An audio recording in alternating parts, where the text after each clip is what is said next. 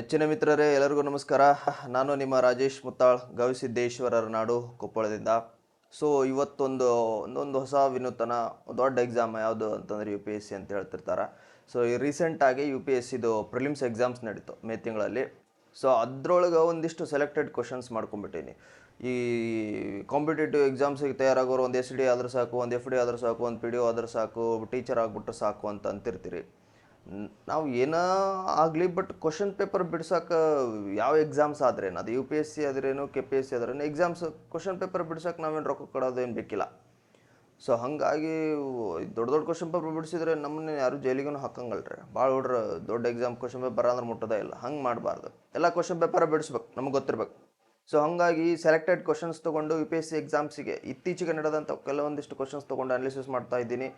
So ಯಾರು first time ನೋಡ್ತಾ ಇದ್ದೀರಾ, ಪ್ಲೀಸ್ ಸಬ್ಸ್ಕ್ರೈಬ್ ಅಂತ ಹೇಳ್ತಾ ಟೈಮ್ ವೇಸ್ಟ್ ಮಾಡೋದು ಬೇಡ. ಫಸ್ಟ್ ಕ್ವಶನ್ಗೆ ಹೋಗ್ಬಿಡೋಣ ಡೈರೆಕ್ಟಾಗಿ. ಇತ್ತೀಚೆಗೆ ನಡೆದ UPSC ಪ್ರಿಲಿಮ್ಸ್ ಎಕ್ಸಾಮ್ಸಿನ ನಾವು ಡಿಸ್ಕಷನ್ ಮಾಡ್ತಾ ಇರೋ ಫಸ್ಟ್ ಕ್ವಶನ್ ಏನಿದೆ.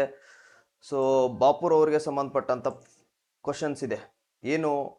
ದ್ರೋಹವೇ ಈಗ ನನ್ನ ಧರ್ಮವಾಗಿದೆ.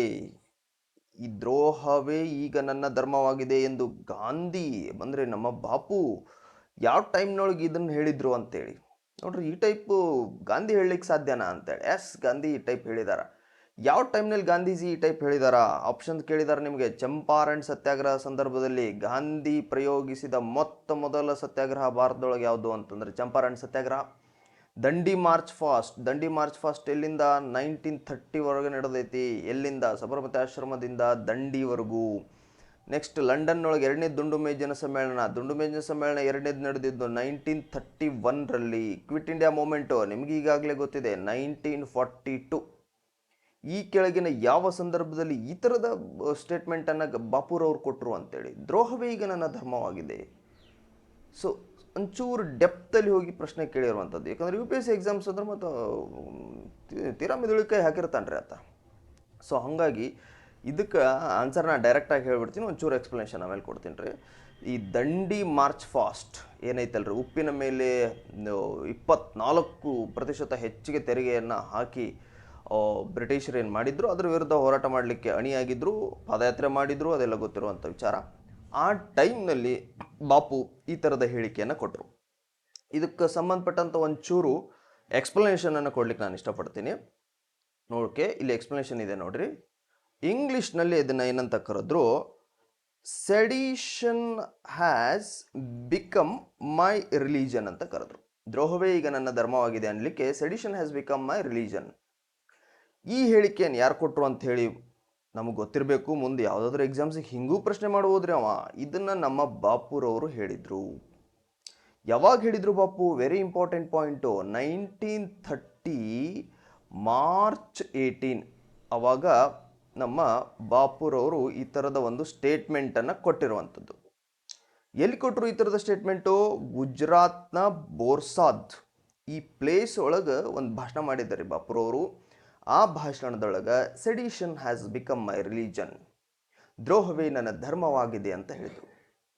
ಯಾಕೆ ಹಂಗೆ ಹೇಳಿದರು ಅಂತ ಭಾಳ ಮಂದಿಗೆ ಆಲೋಚನೆ ಬರ್ಬೋದು. ಇದು ಹೇಳಿರುವಂಥದ್ದು ಉಪ್ಪಿನ ಸತ್ಯಾಗ್ರಹ ಟೈಮ್ನೊಳಗೆ. ಬ್ರಿಟಿಷರು ನಮ್ಮನ್ನು ಶೋಷಣೆ ಮಾಡ್ತಾ ಇದ್ರು, ಭಾರತೀಯರನ್ನ. ಇದೆ ಈಗಾಗಲೇ ನಿಮಗೆ ಗೊತ್ತಿರುವಂಥ ವಿಚಾರ. ಆ ಶೋಷಣಾ ನೀತಿಯ ವಿರುದ್ಧವಾಗಿ ಬಾಪು ಹೋರಾಟ ಮಾಡಿದರು. ತುಂಬ ನೈತಿಕವಾಗಿ ಹೋರಾಟ ಮಾಡ್ತಾ ಇದ್ರು. ಅದನ್ನು ಬ್ರಿಟಿಷರು ದ್ರೋಹ ಅಂತ ಕರೆದ್ರು ಕೂಡ ಅದು ನನ್ನ ಧರ್ಮ ಅಂತ ಕರೆದ್ರು ಬಾಪು.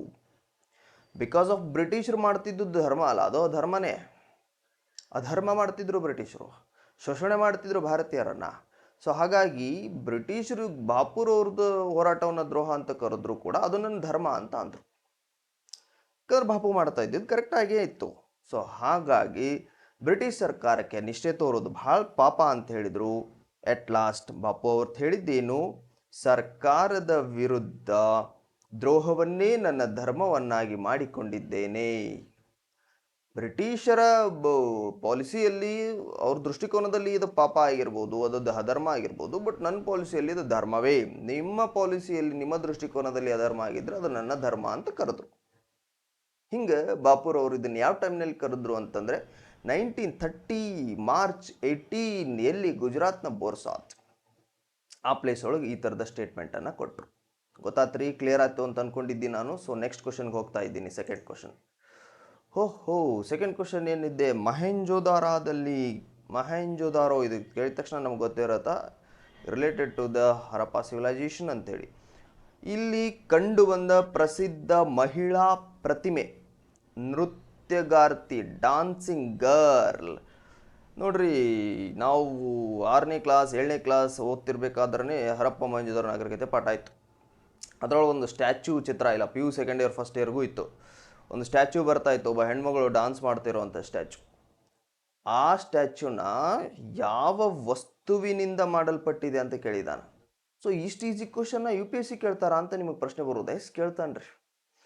ಒಂದೊಂದು ಸರಿ ನಮಗೆ ಈಸಿ ಆಗಿರ್ಬೋದು, ಜಾಸ್ತಿ ಓದೋರಿಗೆ ಇಂಥ ಸಣ್ಣ ಸಣ್ಣ ಅಂಶಗಳೇ ಬಿಟ್ಟು ಹೋಗ್ಬಿಟ್ಟಿರ್ತಾವೆ, ಅವ್ರಿಗೆ ಅದು ಟಫ್ ಅಂತ ಅನಿಸಿರ್ಬೋದು. ಸೊ ಹಾಗಾಗಿ ಈ ಥರದ ಪ್ರಶ್ನೆ ಮಾಡಿದಾನ. ಫಸ್ಟ್ ಆಪ್ಷನ್ ಕಾರ್ಲಿನಿಯನ್ನು, ಸೆಕೆಂಡ್ ಆಪ್ಷನ್ ಮಣ್ಣು, ಥರ್ಡ್ ಆಪ್ಷನ್ ಕಂಚು, ಆ್ಯಂಡ್ ಫೋರ್ತು ಚಿನ್ನ, ಬ್ರಾಂಜ್ ಅಂದರೆ ಕಂಚಿಂದು. ಡಾನ್ಸಿಂಗ್ ಗರ್ಲ್ ಪ್ರತಿಮೆಯನ್ನು ಯಾವುದರಿಂದ ಮಾಡಿದ್ರು ಅಂತಂದ್ರೆ ಕಂಚಿನ ಪ್ರತಿಮೆ ಅಂತ ಓದ್ತೀವಿ ನೋಡ್ರಿ ನಾವು ಓದ್ಬೇಕಾದಾಗ. ಸೊ ಇದು ಮೊಹೆಂಜೋದಾರೋದಲ್ಲಿ ಸಿಕ್ಕಿದ್ದು. ನಾಳೆ ಎಕ್ಸಾಮ್ಸಾಗ ನೃತ್ಯಗಾರ್ತಿಯ ಪ್ರತಿಮೆ ಎಲ್ಲಿ ಸಿಕ್ತು ಅಂತ ಕೇಳ್ತಾನೆ, ಅದು ಮೊಹೆಂಜೋದಾರೋದಲ್ಲಿ ಏನು ಸಿಕ್ಕಿತ್ತು? ಕಂಚಿಂದು ನೃತ್ಯಗಾರ್ತಿ. ಮೊಹೆಂಜೋದಾರೋದಲ್ಲಿ ಸಿಕ್ಕಂಥ ನೃತ್ಯಗಾರ್ತಿ ಇದು ಯಾವುದರಿಂದ ಮಾಡಲ್ಪಟ್ಟಿದೆ? ಕಂಚು. ನಾವು ಹಿಂಗೆ ಓದ್ಬೇಕಾದಾಗ ಕ್ವಶನ್ ಅರೇಂಜ್ ಮಾಡ್ಕೊಂಡು ಓದಿದ್ರೆ ಪರ್ಫೆಕ್ಷನ್ ಆಗ್ತೈತ್ರಿ. ಅವಾಗ ಕ್ವಶನ್ ನಾವು ಹೆಂಗೆ ಮುರುವಿ ಕೇಳಿದ್ರು ಕೂಡ ನಾವೇನು ಮಾಡ್ಬೋದು? ಆನ್ಸರ್ ಮಾಡ್ಬೋದು. ಸೊ ಇದಕ್ಕೆ ಸಂಬಂಧಪಟ್ಟಂಗೆ ಒಂಚೂರು ಡಿಸ್ಕಷನ್ ಮಾಡೋಣ. ಏನು? ಓಕೆ, ಈ ನೃತ್ಯಗಾತಿ ಪ್ರತಿಮೆ ಇಂಡಸ್ ವ್ಯಾಲಿ ಸಿವಿಲೈಸೇಷನ್ಗೆ ಸಂಬಂಧಪಟ್ಟದ್ದು. ಇದೆಲ್ಲ ಗೊತ್ತೈತಿ, ಸಿಂಧೂ ನಾಗರಿಕತೆಗೆ ಸಂಬಂಧಪಟ್ಟೈತಿ, ಹರಪ್ಪ ನಾಗರಿಕತೆ. ಸೊ ಇದ್ರ ಉದ್ದ ಬಂದು 10.5 ಸೆಂಟಿಮೀಟರ್. ಸೊ ಇದನ್ನು ಯಾವುದರಿಂದ ಮಾಡಲ್ಪಟ್ಟಿದೆ? ಕಂಚು. ಕಂಚಿನಲ್ಲಿಯ ಲೋಸ್ಟ್ ವ್ಯಾಕ್ಸ್ ಟೆಕ್ನಿಕ್ ಅಂತ ಕರಿತೀವಿ, ಅದರಿಂದ ಇದನ್ನು ಮಾಡಲ್ಪಟ್ಟಿದೆ. ಸೊ ಇದು ಯಾವ ಇಯರಿಗೆ ಸಂಬಂಧಪಟ್ಟಿದೆ ಅಂತಂದರೆ ಸಾಮಾನ್ಯ ಶಕಪೂರ್ವ 2500 ಈ ಕಾಲಕ್ಕೆ ಇದು ಸಂಬಂಧಪಟ್ಟಿರ್ತಕ್ಕಂಥ ಸಂಗತಿ. ಸೊ ಈಗ ಗೊತ್ತಾಯ್ತು ಹೆಂಗಂದ್ರೆ ಮೊಹೆಂಜೋದಾರೋದಲ್ಲಿ ಸಿಕ್ಕಂಥ ಡಾನ್ಸಿಂಗ್ ಗರ್ಲನ್ನು, ಆ ಸ್ಟ್ಯಾಚ್ಯೂವನ್ನು ಯಾವುದರಿಂದ ಮಾಡಲ್ಪಟ್ಟಿದೆ ಅಂತಂದರೆ ಕಂಚಿನಿಂದ ಮಾಡಲ್ಪಟ್ಟಿದೆ. ಸೊ ನೆಕ್ಸ್ಟ್ ಹೋಗೋಣ್ರಿ, 3ನೇ ಪ್ರಶ್ನೆ. ನೆಕ್ಸ್ಟ್ ಏನಿದೆ? ಚೌರಿ ಚೌರ. ಎಲ್ಲ ಹಿಸ್ಟ್ರಿಗೆ ಸಂಬಂಧಪಟ್ಟಿದ್ದ ವಿಚಾರ. ಚೌರಿ ಚೌರ ಘಟನಾ. ಈ ಘಟನೆ ನಂತರ ಬಂಧಿತರಿಗೆ ಕಾನೂನು ರಕ್ಷಣೆಯನ್ನು ಯಾರು ನೀಡಿದರು? ನೋಡ್ರಿ, ಚೌರಿ ಚೌರ ಘಟನಾ ಗೊತ್ತು ನಮಗೆ, ಯಾರಿಗೆ ಗೊತ್ತಿಲ್ಲ ಚೌರಿ ಚೌರ? ಸೊ ಉತ್ತರ ಪ್ರದೇಶ್, ಗೋರಖ್ಪುರ್ ಜಿಲ್ಲೆ ಚೌರಿ ಚೌರ, ಅದೆಲ್ಲ ಗೊತ್ತಿರಬೇಕು. ಉತ್ತರ ಪ್ರದೇಶ, ಗೋರಖ್ಪುರ್ ಜಿಲ್ಲೆ, ಚೌರಿ ಚೌರ.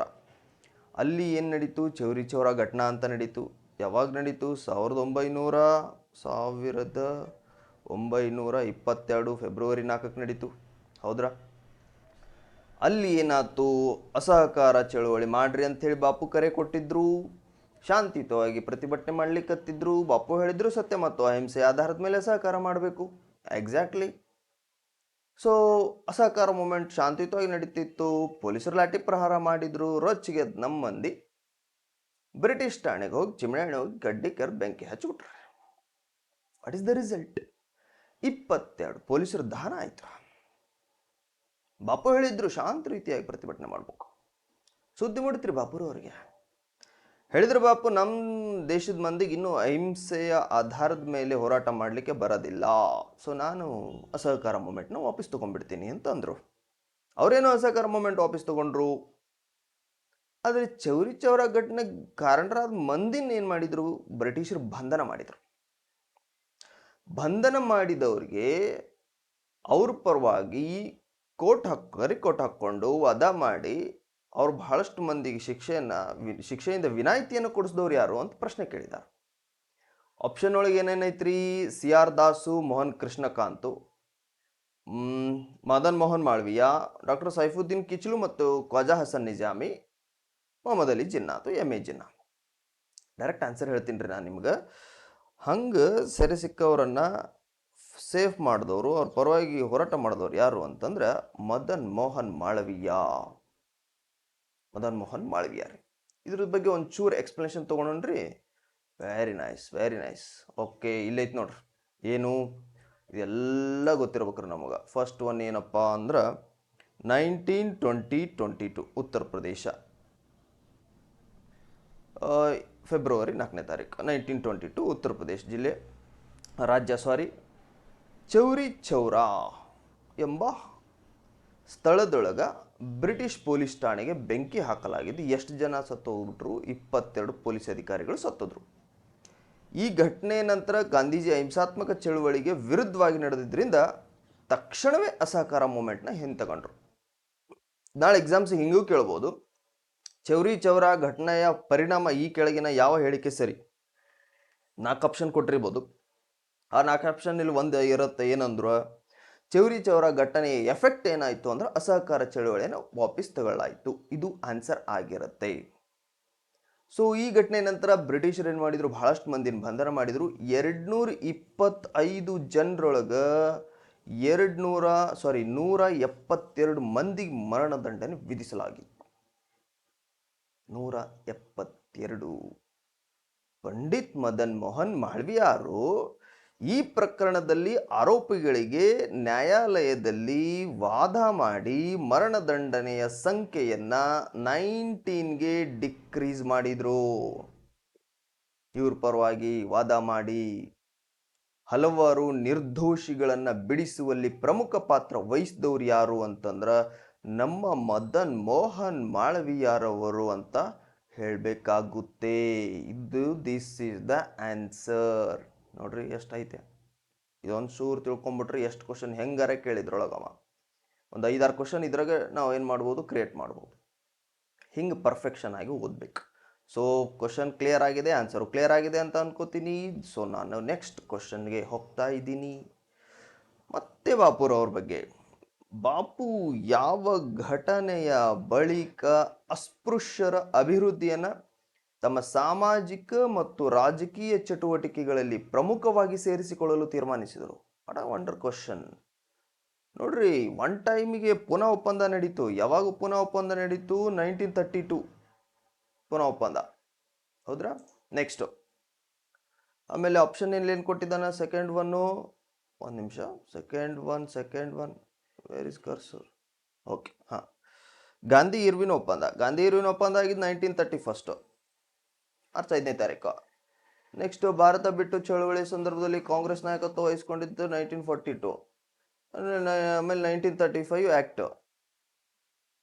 ಈ ಯಾವ ಘಟನೆಯ ನಂತರ ಗಾಂಧಿ ತಮ್ಮ ಸಾಮಾಜಿಕ ಜೀವನ, ರಾಜಕೀಯ ಹೋರಾಟ ಈ ಥರದ ಜೀವನದೊಳಗ ಅಸ್ಪೃಶ್ಯರ ಬಗ್ಗೆ ಪ್ರಮುಖವಾಗಿ ಅವ್ರ ಪರವಾಗಿ ಹೋರಾಟ ಮಾಡೋದು, ಅವ್ರ ಅಭಿವೃದ್ಧಿಗೋಸ್ಕರ ಕೆಲಸ ಮಾಡೋದು, ಈ ಥರದನ್ನು ಜಾಸ್ತಿ ಯಾವಾಗ ತಮ್ಮನ್ನು ತಾವು ತೊಡಗಿಸ್ಕೊಂಡ್ರು? ಯಾವ ಘಟನೆಯ ನಂತರ ತೊಡಗಿಸ್ಕೊಂಡ್ರು?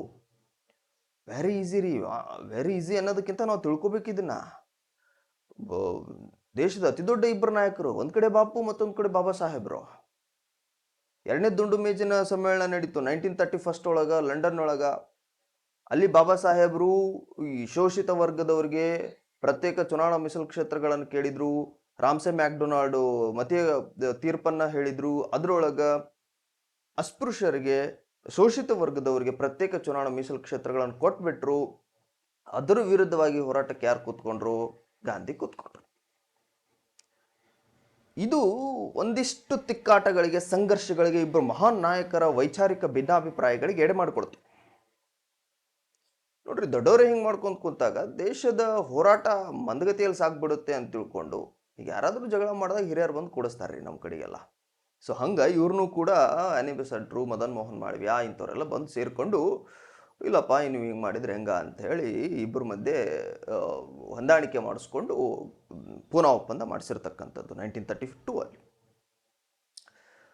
ಸೊ ಆ ಪೂನಾ ಒಪ್ಪಂದದ ನಂತರ ಬಾಪುರವ್ರು ಏನು ಮಾಡಿದ್ರು ಅಂತಂದ್ರೆ ಶೋಷಿತ ವರ್ಗದ ಪರವಾಗಿ ಹೋರಾಟ ಮಾಡಲಿಕ್ಕೆ ಅಣಿಯಾದರು. ಬಹಳಷ್ಟು ರಿಫಾರ್ಮ್ಸ್ಗಳನ್ನು ಅವರು ಮಾಡ್ತೀನಿ ಅಂತ ಹೋದರು. ನಾನು ಎಲ್ಲೋ ಒಂದು ಕಡೆ ಓದಿದ್ದೆ, ಯಾವ ಮಟ್ಟಿಗೆ ಈ ಜಾತಿ ವ್ಯವಸ್ಥೆನ ತೊಡೆದಾಕ್ಬಿಡ್ಬೇಕು ಅಂಥೇಳಿ ಬಾಪುರವರು ತೀರ್ಮಾನ ಮಾಡಿಸಿದ್ರು ಅಂತಂದರೆ, ಜಾತಿ ವ್ಯವಸ್ಥೆ ಭಾರತದೊಳಗೆ ಹೋಗಬೇಕು, ಅಸ್ಪೃಶ್ಯರ ಮಧ್ಯೆ ನಡೆದಿರ್ತಕ್ಕಂಥ ಕಂದಕ ಕಡಿಮೆ ಒಂದಾಗಬೇಕು ಅಂತಂದ್ರೆ ಒಂದು ಸಹಪಂಕ್ತಿ ಭೋಜನ ನಡಿಬೇಕು, ಎಲ್ಲರೂ ಒಂದೇ ಕೂತ್ಕೊಂಡೆಲ್ಲ ಊಟ ಮಾಡಬೇಕು. ಈಗ ನಡೀತಾ ಇದೆ, ಅವಾಗೆಲ್ಲ ಹಾಗಿರಲಿಲ್ಲ. ಮತ್ತೊಂದು ಅಂತರ್ಜಾತಿ ವಿವಾಹ ಹೆಚ್ಚಾಗಬೇಕು ಅಂತ ಅಂತಿದ್ರು ಅವರು. ಹಂಗಾದಾಗ ಮಾತ್ರ ಜಾತಿ ವ್ಯವಸ್ಥೆ ಏನಾಗುತ್ತಾ ಹೋಗುತ್ತಾ, ಸಮಾನತೆ ಬರುತ್ತಾ, ಈ ಥರದ ಒಂದು ಆಲೋಚನೆ ಉಳ್ಳಂಥವ್ರು. ಬಟ್ ಇಲ್ಲಿ ಬಾಪು ತಮ್ಮ ಜೀವನದೊಳಗೆ ಅದನ್ನು ಬಹಳಷ್ಟು ಎಫೆಕ್ಟಿವ್ ಆಗಿ ತೊಡಗಿಸ್ಕೊಂಡಿದ್ದು, ಕೆಲಸ ಮಾಡ್ಲಿಕ್ಕೆ ಸ್ಟಾರ್ಟ್ ಮಾಡಿದ್ದು ಯಾವಾಗ ಅಂತಂದ್ರೆ ಪೂನಾ ಪ್ಯಾಕ್ಟ್ನ ನಂತರ. ಆನ್ಸರ್ ಈಸ್ ಫಸ್ಟ್ ಒನ್ ರೀ, ಪೂನಾ ಒಪ್ಪಂದ. ಇದ್ರ ಬಗ್ಗೆ ಒಂಚೂರು ಎಕ್ಸ್ಪ್ಲನೇಷನ್ ನೋಡೋಣ ರೀ. ಇಲ್ಲೈತೆ ನೋಡ್ರಿ, ಓಕೆ ಕಾಣ್ಲಿಕ್ಕತ್ತದ. ಹಾಂ, ಬ್ರಿಟಿಷ್ ಸರ್ಕಾರವು ಅಸ್ಪೃಶ್ಯರಿಗೆ ಪ್ರತ್ಯೇಕ ಮತದಾನ ಹಕ್ಕು ನೀಡಲು ಮುಂದಾಗಿತ್ತು. ರಾಮ್ಸೆ ಮ್ಯಾಕ್ಡೊನಾಲ್ಡ್ ಮತೀಯ ತೀರ್ಪನ್ನು ಏನು ಕೊಟ್ರಲ್ಲ ಅವಾಗ. ಇದನ್ನು ಗಾಂಧಿ ತೀವ್ರವಾಗಿ ವಿರೋಧ ಮಾಡಿದರು. ಗಾಂಧಿ ಯರವಾಡ ಜೈಲ್ನಾಗ ಇದ್ದಾರೆ ಅವಾಗ. ಅದೇ ಯರವಾಡ ಜೈಲ್ನಾಗ ಗಾಂಧಿ ಈ ಪ್ರತ್ಯೇಕ ಮತದಾನ ಹಕ್ಕು ಏನು ಕೊಟ್ರಲ್ಲ ಅದ್ರ ವಿರುದ್ಧ ಹೋರಾಟಕ್ಕೆ, ಅದರ ಉಪವಾಸಕ್ಕೆ ಕೂತ್ಕೊಂಡ್ಬಿಟ್ರು. ಆಗಲೇ ದೊಡ್ಡ ರಾಷ್ಟ್ರೀಯ ನಾಯಕರು ಬಾಪೂರವರು. ಉಪವಾಸ ಕೂತ್ಕೊಂಡ್ರು ಅಂದ ತಕ್ಷಣ ಬಹಳ ಮಂದಿಗೆ ಇದು ವಿಚಾರ ಗೊತ್ತಾಯ್ತು, ಡಿಸ್ಕಷನ್ ನಡೀತು. ಆಮೇಲೆ ಬಾಬಾ ಸಾಹೇಬ್ರಿಗೆ ಮತ್ತು ಗಾಂಧೀಜಿ ಮಧ್ಯೆ ಸೆಪ್ಟೆಂಬರ್ 24, 1932 ಪೂನಾ ಪ್ಯಾಕ್ಟ್ ಆಯಿತು. ವೆರಿ ಇಂಪಾರ್ಟೆಂಟು, ಇಯರು ನೆನ್ಪಿಡ್ಬೇಕು, ಡೇಟು ನೆನ್ಪಿಡ್ಬೇಕು. ಸೆಪ್ಟೆಂಬರ್ 24, 1932, 1932 ಸಾಯಂಕಾಲ 5 ಗಂಟೆಗೆ ಈ ಪೂನಾ ಪ್ಯಾಕ್ಟ್ ಆಯ್ತು. ಸಾಯಂಕಾಲ 5 ಗಂಟೆಗೆ ನೋಡ್ರಿ. ಪೂನಾ ಪ್ಯಾಕ್ಟು ಸಹಿ ಹಾಕಿದವರು ಪೂನಾ ಪ್ಯಾಕ್ಟಿಗೆ 23 ಜನ, 23 ಮೆಂಬರ್ಸ್. ಇದು ಒಂಚೂರು ಗೊತ್ತಿರಲ್ರಿ. ಇದು ಪೂನಾ ಪ್ಯಾಕ್ಟಿಗೆ ಎಷ್ಟು ಮಂದಿ ಸಹಿ ಹಾಕಿದಾರೆ ಅಂದ್ರೆ 23 ಜನ ಸಹಿ ಹಾಕಿದ್ರಿ. ಯಾರು ಸಹಿ ಹಾಕಲಿಲ್ಲ ಅಂದ್ರೆ ಬಾಪು ಸಹಿ ಹಾಕಿರಲಿಲ್ಲ. ಬಾಪುವಿನ ಪರವಾಗಿ ಅವರ ಮಗ ದೇವದಾಸ್ ಗಾಂಧಿ ಸಹಿ ಹಾಕಿದ್ರು. ಬಾಪೂರವರ ಪರವಾಗಿ ಅವ್ರ ಮಗ ದೇವದಾಸ್ ಗಾಂಧಿ ಇದಕ್ಕೇನು ಮಾಡಿದ್ರು ಅಂತಂದ್ರೆ ಸಹಿ ಹಾಕಿದ್ರು. ವಿಚಾರ ಗೊತ್ತಿರಬೇಕು, ಇವ ಇಂಪಾರ್ಟೆಂಟ್ ರೀ ನಾಳೆ ಎಕ್ಸಾಮ್ಸಿಗೆ. ಪೂನಾ ಒಪ್ಪಂದದಲ್ಲಿ ಈ ಕೆಳಗಿನ ಯಾರು ಸಹಿ ಹಾಕಿರಲಿಲ್ಲ ಅಂದಾಗ ಆಪ್ಷನ್ನಾಗ ಗಾಂಧಿ ಇತ್ತಂದ್ರೆ ಗಾಂಧಿ ಸಹಿ ಹಾಕಿರಲಿಲ್ಲ ರೀ. ಅದ್ರಾಗ ಗಾಂಧಿ ಪರವಾಗಿ ದೇವದಾಸ್ ಗಾಂಧಿ ಸಹಿ ಹಾಕಿದ್ರು. ಅದು ಒಂಚೂರು ಗೊತ್ತಿರಲ್ರಿ. ಸೆಪ್ಟೆಂಬರ್ 24, 1932 ಸಾಯಂಕಾಲ 5 ಗಂಟೆಗೆ ಪೂನಾ ಒಪ್ಪಂದಕ್ಕೆ ಏನಾಯ್ತು ರೀ ಅಂತಂದ್ರೆ ಸಹಿ ಹಾಕ್ಲಾಯ್ತು. ಮತ್ತು ಒಪ್ಪಂದದ ಪ್ರಕಾರ ಏನಾಗಿತ್ತು? ಒಪ್ಪಂದದ ಪ್ರಕಾರ ಈ ಪ್ರತ್ಯೇಕ ಮತದಾನವನ್ನು ಕೈ ಬಿಡಲಾಯ್ತು. ಬಟ್ ಕೈ ಬಿಟ್ರು ಮತ್ತೇನು ಮಾಡಿದ್ರು? ವೈಸ್ ವರ್ಷ ಅಂದ್ರೆ ಅಸ್ಪೃಶ್ಯರಿಗೆ ಸಾಮಾನ್ಯ ಮತದಾನದಲ್ಲಿ ವಿಶೇಷ ಸ್ಥಾನಮಾನವನ್ನು ನೀಡಲಾಯಿತು. ಇಟ್ ಮೀನ್ಸ್ ಮೊದಲು 78 ಸ್ಥಾನಗಳಿತ್ತು ಅಂತೆ. ಒಂದೊಂದು ಪುಸ್ತಕದಾಗ 80 ಸ್ಥಾನ ಕೊಟ್ಟಾರೆ, ಒಂದೊಂದು ಪುಸ್ತಕದಾಗ 78 ಸ್ಥಾನ ಕೊಟ್ಟಾರೆ. ಅದನ್ನು ವಿಶೇಷವಾಗಿ ಹೆಚ್ಚಿಗೆ ಮಾಡಿದ್ರು. ಸಂಖ್ಯೆ ರಿಸರ್ವೇಷನ್ ಅಂತ ಕರಿತೀವಲ್ರಿ, ಅದು 148 ಸ್ಥಾನಗಳನ್ನು ಹೆಚ್ಚಿಗೆ ಮಾಡಿದರು. ಎಲ್ಲಿಂದ?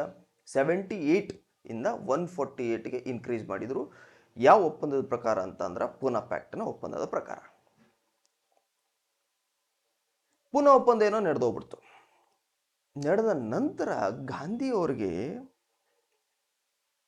ಆ ಒಂದು ವರ್ಗದ ಪರವಾಗಿ ನಾನು ಕೆಲಸ ಮಾಡಬೇಕು ಅಂತ ನಿಂತ್ಕೊಂಡು ಹರಿಜನ್ ಸೇವಕ್ ಸಂಘ ಅಂತ ಹೇಳಿ ಗಾಂಧಿ ಇದನ್ನ ಸ್ಥಾಪನೆ ಮಾಡಿದ್ರು. ಹರಿಜನ ಎಂಬತಕ್ಕಂಥ ಪತ್ರಿಕೆಯನ್ನೇ ಗಾಂಧಿ ಇದನ್ನ ಪ್ರಾರಂಭ ಮಾಡಿದ್ರು. ಬಹಳ ಪರೀಕ್ಷೆದಾಗ ಕೇಳೇನ್ರಿ, ಹರಿಜನ ಪತ್ರಿಕೆಯನ್ನು ಯಾರು ಸ್ಥಾಪನೆ ಮಾಡಿದ್ರು ಅಂತೇಳಿ. ಆಪ್ಷನ್ನಾಗ ಬಾಬಾ ಸಾಹೇಬರು ಐತಿ, ಆಪ್ಷನ್ನಾಗ ಬಾಪುನೂ ಐತಿ, ಬಾಪುರವರು ಐತಿ. ನಾವು ಹರಿಜನ್ ಅಂತ ಬಂದ ತಕ್ಷಣ ನಾವು ಏನು ಮಾಡ್ಬಿಡ್ತೀವಿ? ಬಾಬಾ ಸಾಹೇಬ್ರಿಗೆ ಆನ್ಸರ್ ಹಾಕ್ಲಿಕ್ಕೆ ಹೋಗ್ತೀವಿ. ಬಟ್ ಆ ಪತ್ರಿಕೆಯನ್ನು ಯಾರು ಹೊಡಿಸಿದ್ರು ಅಂದ್ರೆ ಬಾಪು ಹೊಡಿಸಿದ್ರು ಅನ್ನೋದು ನಮ್ಗೆ ಗೊತ್ತಿರ್ಬೇಕ್ರಿ. ಪೂನಾ ಪ್ಯಾಕ್ಟ್ನ ನಂತರ ಒಂದು ಶೋಷಿತ ವರ್ಗವನ್ನು ಮೇಲಕ್ಕೆ ಎತ್ತಲಿಕ್ಕೆ ಬಾಪು ತಮ್ಮ ಸಾಮಾಜಿಕ ಹೋರಾಟ, ತಮ್ಮ ರಾಜಕೀಯ ಹೋರಾಟದೊಳಗೆ ತಾವು ಪ್ರಮುಖವಾಗಿ ತೊಡಗಿಸಿಕೊಂಡ್ರು. ಇದನ್ನ ಎಕ್ಸಾಮ್ಸ್ಗೆ ಕೇಳಿರುವಂಥದ್ದು. ಸೊ ಕ್ಲಿಯರ್ ಆಗಿದೆ ಅಂತ ಅನ್ಕೊಂತೀನಿ. ನೆಕ್ಸ್ಟ್ ಕ್ವಶನ್ಗೆ ಹೋಗ್ತಾ ಇದ್ದೀನಿ. ಓಕೆ, ನೆಕ್ಸ್ಟ್ ಕ್ವಶನ್ ಏನೈತ್ರಿ? ಈ ಕೆಳಗಿನ ಹಣ್ಣುಗಳನ್ನು ಗಮನಿಸಿ. ಏನು ಹಣ್ಣಿಂದ ಕೇಳಾರ ಅಂತ ಆಲೋಚನೆ ಮಾಡ್ತಾ ಇದ್ದೀರಾ? ಸೊ ಸೀಬೆ ಹಣ್ಣು, ಗೋವಾ, ಪಪಾಯ ಆ್ಯಂಡ್ ಅನಾನಸ್. ಇವುಗಳಲ್ಲಿ ಎಷ್ಟು ಹಣ್ಣುಗಳನ್ನು 16ನೇ ಮತ್ತು 17ನೇ ಶತಮಾನಗಳಲ್ಲಿ ಪೋರ್ಚುಗೀಸರು ಭಾರತಕ್ಕೆ ಪರಿಚಯ ಮಾಡಿಕೊಟ್ರು ಅಂತ್ರಿ. ಈ 3 ಹಣ್ಣು ಕೊಟ್ಟಾನ್ರಿ, ಸೀಬೆ ಹಣ್ಣು, ಪಪಾಯ, ಅನಾನಸ್. ಪೋರ್ಚುಗೀಸರು ಎಷ್ಟು ಹಣ್ಣು ಭಾರತಕ್ಕೆ ಪರಿಚಯ ಮಾಡಿಕೊಟ್ರು ಅಂತ ಹೇಳಿ ನೋಡ್ರಿ. ಈಗಾಗಲೇ ನಿಮ್ಗೆ ಗೊತ್ತೈತಿ, ಭಾರತಕ್ಕೆ ಭೇಟಿ ಕೊಟ್ಟ ಪ್ರಥಮ ಯುರೋಪಿಯನ್ ರಾಷ್ಟ್ರ ಪೋರ್ಚುಗೀಸರು 1498 ಬಂದರಿ ವಾಸ್ಕೋ ಕಕ, ಹೌದ್ರಾ? 1498 ಮೇ 17 ಬಲಗಾಲಿಟ್ಟ ಒಳಗೆ ಬಂದವ. ಫಸ್ಟಿಗೆ ಬಂದವ್ರು ಅವರೇ, ಲಾಸ್ಟಿಗೆ ಹೋದವ್ರು ಅವರೇ. 1961 ಲಾಸ್ಟಿಗೆ ಹೋಗ್ಯಾರ್ರಿ. ಆಪರೇಷನ್ ವಿಜಯ ಮಾಡಿ ಕಳಿಸಿದ್ರು ಅವ್ರಿಗೆ. ಆಪ್ಷನ್ ಏನು ಕೊಟ್ಟ ನೋಡ್ರಿ, ಈ ಮೇಲಿನ 3 ಹಣ್ಣುಗಳದೊಳಗೆ ಎಷ್ಟು ಹಣ್ಣನ್ನು ಭಾರತಕ್ಕೆ ಪೋರ್ಚುಗೀಸರು ಪರಿಚಯ ಮಾಡಿಕೊಟ್ರು ಅಂತೆ. ಒಂದ ಹಣ್ಣ, ಏನು 2 ಹಣ್ಣ, ಏನು 3 ಹಣ್ಣ, ಏನು ಯಾವುದೋ ಅಲ್ಲ. ಈಗೆಲ್ಲ ಎಕ್ಸಾಮ್ಸಿಗೆ ಸ್ಟೇಟ್ಮೆಂಟ್ ಕೊಟ್ಟು 1ನೇ ಹೇಳಿಕೆ ಸರಿ, 2ನೇ ಹೇಳಿಕೆ ಸರಿ, 1 3 ಸರಿ ಹಿಂಗೆ ಕೊಡ್ತಿದ್ರಿ. ಈಗ ಹಂಗಲ್ರಿ, ಮತ್ತೆ ಚೇಂಜ್ ಮಾಡಕತ್ತಾರ್ರಿ ಎಕ್ಸಾಮ್ನಾಗ. ಮೇಲ್ನಾಗ 1, ಮೇಲ್ನಾದ್ರಾಗ 2, ಮೇಲ್ದ್ರಾಗ 3 ಹಿಂಗೆ ಕೇಳಕತ್ಬಿಟ್ಟಾನ್ರಿ. ಸೊ ಹಂಗೆ ಕೇಳ್ದ ನಮಗೆ ಇನ್ನೂ ಗೊತ್ತಿರ್ಬೇಕ್ರಿ, ಎಷ್ಟು ಡೆಪ್ತಿಗೆ ಹೊಕ್ಕ ನೋಡ್ರಿ. ಆಪ್ಷನ್ಸ್ಗಳು ಹೆಂಗೆ ಚೇಂಜ್ ಆಗತ್ತಾವು, ಅಪ್ಡೇಟೆಡ್ ಕ್ವಶನ್ಸ್ ಇವೆಲ್ಲ ನೋಡ್ರಿ. ಈಗ ಇದು ತಿಳ್ಕೊಳಕ್ಕಿಂತ ಮುಂಚೆ ಒಂಚೂರು ಭಾರತಕ್ಕೆ ಬಂದ ಮೇಲೆ ಪೋರ್ಚುಗೀಸರು ಏನೇನು ಪರಿಚಯ ಮಾಡಿಕೊಟ್ರು. ಈಗಾಗಲೇ ನಮ್ಗೆ ಭಾಳ ಮಂದಿಗೆ ಗೊತ್ತೈತೆ, ದ ಬೆಸ್ಟ್ ತಿಕ್ಕಾದ್ರಿ ತಂಬಾಕ. ಇದನ್ನು ಅದ್ರ ಪೋರ್ಚುಗೀಸರು ಪರಿಚಯ ಮಾಡಿಕೊಟ್ಬಿಟ್ರಿ. ಇದ್ರ ಆಚೆಗೂ ನಾವು ಪೋರ್ಚುಗೀಸರು ಏನು ಪರಿಚಯ ಮಾಡಿಕೊಟ್ರು ಅನ್ನೋದು ನಮಗೆ ಗೊತ್ತಿರ್ಬೇಕು. ಇಲ್ಲೊಂದು ಲಿಸ್ಟ್ ಐತೆ ನೋಡ್ರಿ, ನಿಮ್ಗೆ ಅನುಕೂಲ ಆಗಲಿ ಅಂತ ಒಂದು ಲಿಸ್ಟ್ ಕೊಟ್ಬಿಟ್ಟಿನಿ.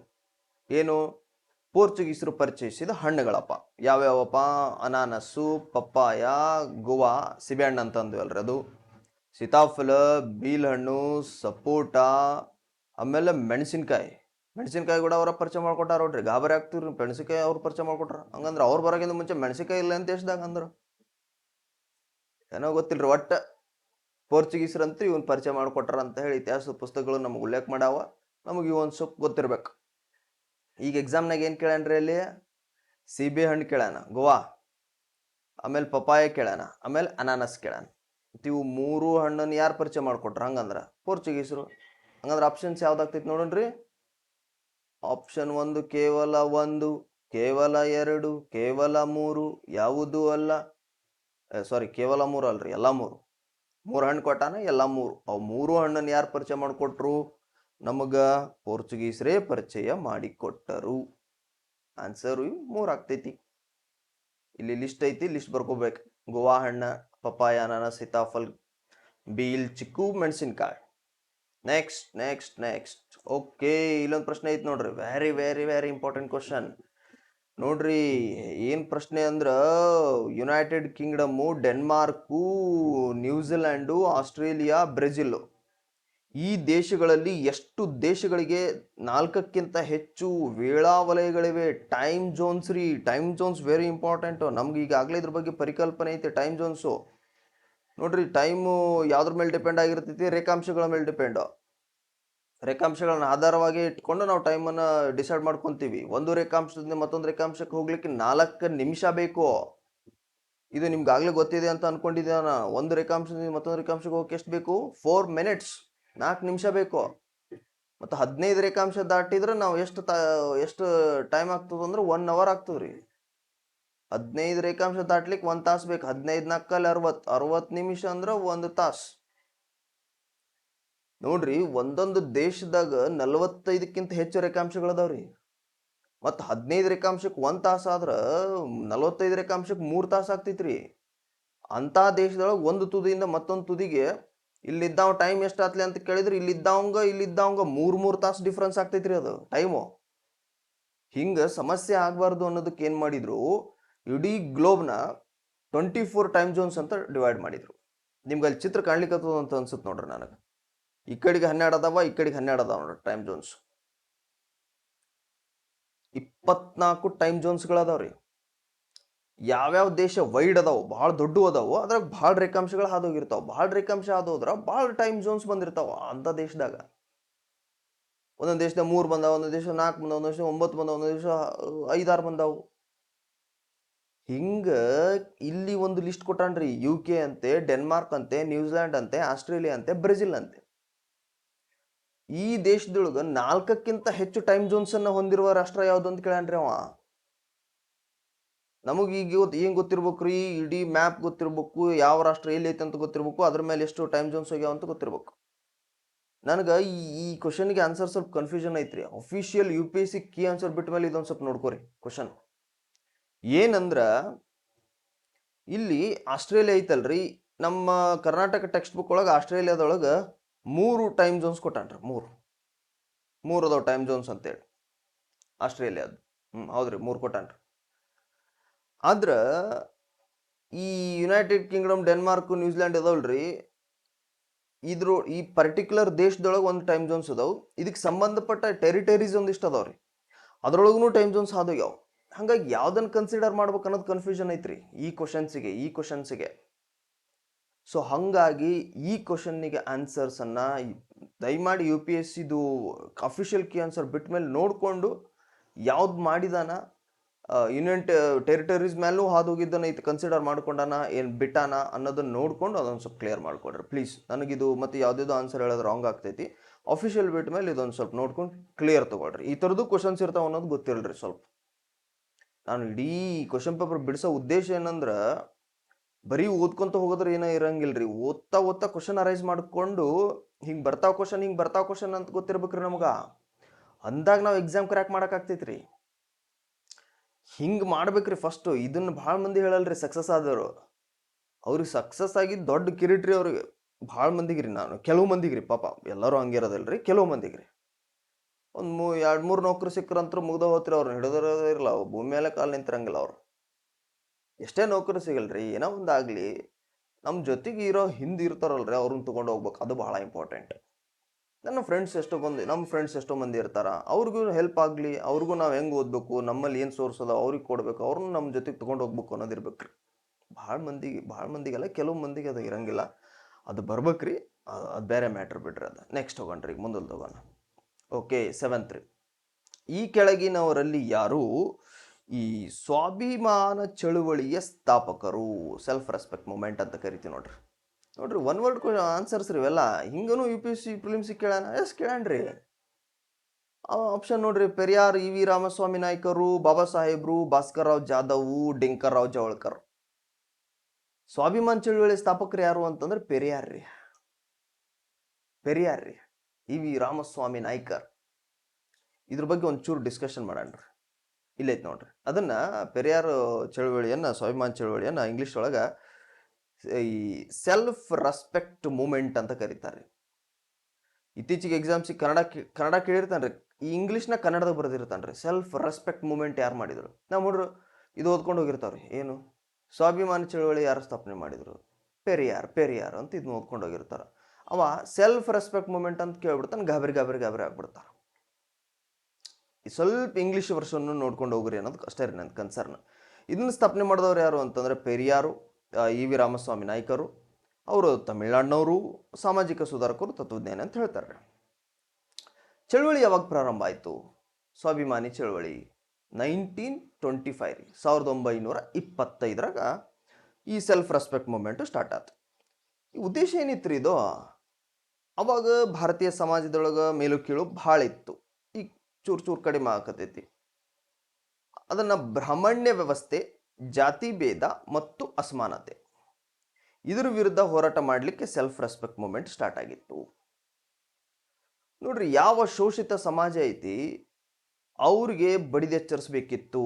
ಅವರಲ್ಲಿ ಆತ್ಮಗೌರವ ಇರ್ತೈತಿ, ಅವರಲ್ಲಿ ಸ್ವಾಭಿಮಾನ ಇರುತ್ತ, ಅದನ್ನ ಉತ್ತೇಜಿಸಬೇಕಾಗಿತ್ತು. ಸೊ ಹಾಗಾಗಿ ಈ ಸ್ವಾಭಿಮಾನಿ ಚಳವಳಿ ಹುಟ್ಕೊಂಡಿತ್ತು. ಭಾರತೀಯ ಸಮಾಜದಲ್ಲಿ ಪಿತೃತ್ವಾಧಾರಿತ ಸಮಾಜ ಇತ್ತು. ಅಲ್ಲಿ ಮಹಿಳೆ ಶೋಷಣೆಗೆ ಒಳಗಾಗ್ತಿದ್ಲು, ಅಸಮಾನತೆ ಇತ್ತು, ಮಹಿಳೆಯ ಹಕ್ಕುಗಳು ಇರಲಿಲ್ಲ. ಅದನ್ನ ಪರಿಪೋಷಣೆ ಮಾಡಬೇಕಿತ್ತು. ಅವ್ರಿಗೂ ಸಾಮಾಜಿಕ ನ್ಯಾಯ, ತತ್ವಶುದ್ಧ ತರ್ಕಾಧಾರಿತ ಸಮಾಜ ನಿರ್ಮಾಣ ಮಾಡಬೇಕಿತ್ತು. ಅದಕ್ಕೋಸ್ಕರ ಸೆಲ್ಫ್ ಮೂಮೆಂಟ್ ಹುಟ್ಕೊಂಡಿತ್ತು. ನೋಡ್ರಿ, ಉದ್ದೇಶಗಳ ಮೇಲೂ ಆನ್ಸರ್ಸ್ ನಾಳೆ ಕ್ವಶನ್ಸ್ ಮಾಡ್ಬೋದ್ರಿ. ಸೆಲ್ಫ್ ರೆಸ್ಪೆಕ್ಟಿನ್ ಮೂಮೆಂಟ್ನ ಉದ್ದೇಶ ಯಾವ್ದು ಆಗಿರಲಿಲ್ಲ ಅಂತ ಕೇಳಿದಾಗ ಇವು ಎಲ್ಲ ಗೊತ್ತಿರ್ಬೇಕ್ರಿ, ಇವು ಇದ್ದು ಅನ್ನೋದು. ಏನ್ರಿ, ಬ್ರಾಹ್ಮಣ್ಯ ವ್ಯವಸ್ಥೆ, ಜಾತಿ ಭೇದ, ಅಸಮಾನತೆ ವಿರುದ್ಧ ಹೋರಾಟ ಇತ್ತು. ಸ್ವಾಭಿಮಾನ ಮತ್ತು ಆತ್ಮಗೌರವವನ್ನು ಶೋಷಿತ ಸಮುದಾಯಗಳಲ್ಲಿ ಉತ್ತೇಜನ ಮಾಡಬೇಕಾಗಿತ್ತು. ಪಿತೃತ್ವಾಧಾರಿತ ಸಮಾಜದ ವಿರುದ್ಧ ಮಹಿಳೆಯರ ಹಕ್ಕುಗಳ ಪರಿಪೋಷಣೆ, ಸಾಮಾಜಿಕ ನ್ಯಾಯ ಮತ್ತು ತತ್ವಶುದ್ಧ ತರ್ಕಾಧಾರಿತ ಸಮಾಜ ನಿರ್ಮಾಣ ಮಾಡಬೇಕಿತ್ತು. ಇದ್ರ ಮೂಲಕವಾಗಿ ಹಿಂದೂ ಧರ್ಮದಲ್ಲಿ ಇರತಕ್ಕಂಥ ಅಸಮಾನತೆಯ ವಿರುದ್ಧ ಒಂದು ಬಲವಾದ ನಿಲುವನ್ನು ಯಾರು ತೆಗೆದುಕೊಂಡ್ರು ಅಂತಂದ್ರೆ ಪೆರಿಯಾರ್ ತೆಗೆದುಕೊಂಡ್ರು. ಅವರ ಚಳುವಳಿ ಮುಂದೆ ದ್ರಾವಿಡ ಚಳುವಳಿಗೆ ಏನು ಮಾಡಿತ್ತು ಅಂತಂದ್ರೆ ಶಕ್ತಿಯನ್ನು ಕೊಡ್ತು. ಇಷ್ಟು ಯಾರಿಗೆ ಸಂಬಂಧಪಟ್ಟಿದ್ರಿ ಅಂದ್ರೆ ಸೆಲ್ಫ್ ರೆಸ್ಪೆಕ್ಟ್ ಮೂಮೆಂಟ್ಗೆ, ಪೆರಿಯಾರ್ ಅವರಿಗೆ ಸಂಬಂಧಪಟ್ಟಿರ್ತಕ್ಕಂಥ ವಿಚಾರ. ಸೊ ಹಿಂಗೆ ಪ್ರಶ್ನೆ ಕೇಳ್ತಿರ್ತಾನೆ. ಸೊ ಇದು ಕ್ಲಾರಿಟಿ ಆಗಿದೆ ಅಂತ ಅನ್ಕೊಂತೀನಿ. ನಾನು ನೆಕ್ಸ್ಟ್ ಕ್ವಶನ್ಗೆ ಹೋಗ್ತಾ ಇದ್ದೀನಿ. ಏಯ್ತ್ ಕ್ವಶನ್ ಏನೈತೆ ಅಂದ್ರೆ ಇಲ್ಲೊಂದಿಷ್ಟು ರಾಷ್ಟ್ರಗಳನ್ನು ಕೊಟ್ಟಾನ್ರಿ. ಏನು, ಒಂದು UAE ಅಂತೇಳಿ ರಾಷ್ಟ್ರ. ರಾಷ್ಟ್ರದ ಹೆಸರು ಏನ್ರಿ? UAE. ಒಂದು ನಿಮಿಷ. ಓಕೆ, UAE ಆಪ್ಷನ್ ಒಳಗೆ UAE, United Arab Emirates, and Germany, Singapore, France, 4 ರಾಷ್ಟ್ರ.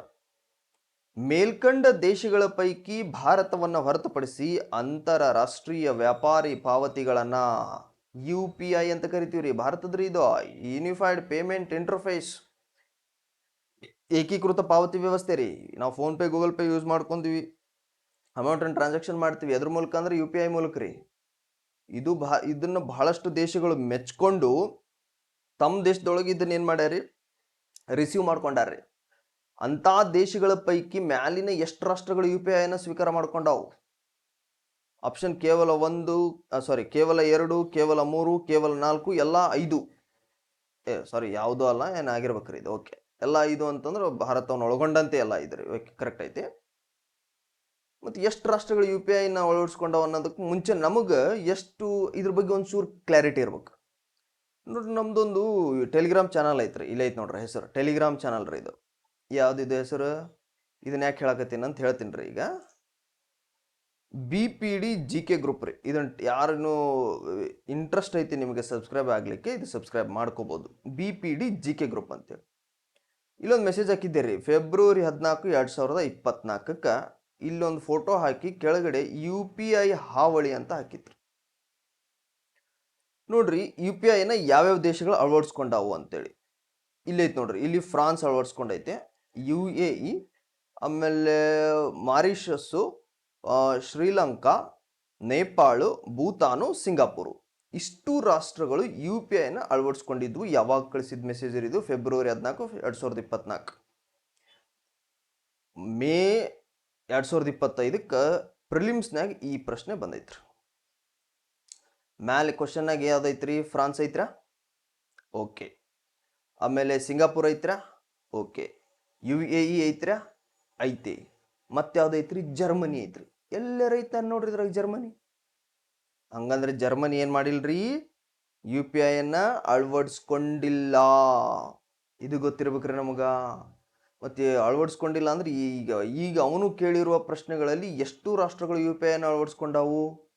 ಈ ಜರ್ಮನಿಯನ್ನ ಹೊರತುಪಡಿಸಿ, ಜರ್ಮನಿಯನ್ನ ಬಿಟ್ಟು. ಪ್ರಶ್ನೆ ಏನು ಕೇಳಣ್ರಿ ಅವ? ಮತ್ತು ಭಾರತವನ್ನು ನೋಡ್ರಿ, ಇದು ಹೆಂಗೆ ಕನ್ಫ್ಯೂಷನ್ ಮಾಡ ನೋಡ್ರಿ ಅವ. ಭಾರತವನ್ನು ಹೊರತುಪಡಿಸಿ ಅಂತ ಕೇಳ ನೋಡ್ರಿ ಅವ. ಹೆಂಗದ ನೋಡ್ರಿ ಕ್ವಶನ್, ನೋಡ್ರಿ ಹೆಂಗೆ ಕನ್ಫ್ಯೂಷನ್ ಮಾಡ್ತಾರ. ಮೇಲ್ಕಂಡ ದೇಶಗಳ ಪೈಕಿ ಭಾರತವನ್ನು ಹೊರತುಪಡಿಸಿ ಅಂತ ಕೇಳ್ಯಾರ್ರಿ. ಭಾರತವನ್ನು ಹೊರತುಪಡಿಸಿ ಅಂದ್ರೆ ಇಲ್ಲಿ ಜರ್ಮನಿನೂ ಬಿಡ್ಬೇಕು, ಭಾರತನೂ ಬಿಡ್ಬೇಕು ರೀ. ಭಾರತವನ್ನು ಹೊರತುಪಡಿಸಿ ಅಂತ ಅವನೇ ಕೊಟ್ಟಾನ. ಜರ್ಮನಿ UPI ಅಪ್ಲೈ ಮಾಡ್ಕೊಂಡಿಲ್ಲ.